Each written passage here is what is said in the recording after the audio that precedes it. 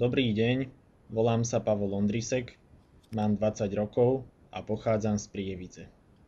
V septembri tohto roku som začal tretí ročník štúdia chémie na švajčiarskej univerzite ETH Zurich. Chémii sa intenzívne venujem už 8 rok. Jej krásu mi na gymnáziu Vavrinca Benedikta Nedožerského v Prievidzi ukázal pán profesor Kozák. Odvtedy som sa do nej zaľúbil a stala sa mojou celoživotnou láskou, ktorej venujem všetok svoj voľný čas. Za svoj najväčší úspech považujem účasť na Medzinárodnej chemickej olympiáde v roku 2009 v Cambridgi, kde som získal bronzovú medailu, a taktiež prijatie na moju súčasnú vysokú školu, ktorá patrí k najprestížnejším na svete a na ktorej pôsobilo dovedna 10 nositeľov Nobelovej ceny za chémiu.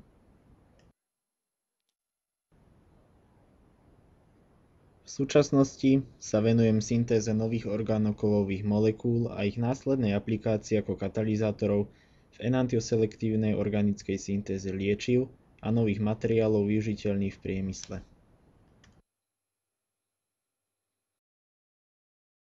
Štúdium chémie na ETH je pre mňa zábavou a výzvou zároveň. Príležitosť na dokončenie celého štúdia v jednej z najvyspelejších, ale súčasne najdrahších krajín je príležitosťou, ktorú asi nedostane človek každý deň. Preto som rozhodnutý usilovne a tvrdo pracovať, aby sa moje želanie o úspešnom ukončení štúdia vo Švajčiarsku naplnilo. Získaním grantu od AXA fondu by som získal potrebné finančné prostriedky, ktoré by ma odbremnili od brigád a stresov z toho, že nemám z čoho žiť. A súčasne by mi vytvorili priestor a voľný čas, ktorý by som dokázal využiť v ďalšej práci vo vede. Ďakujem.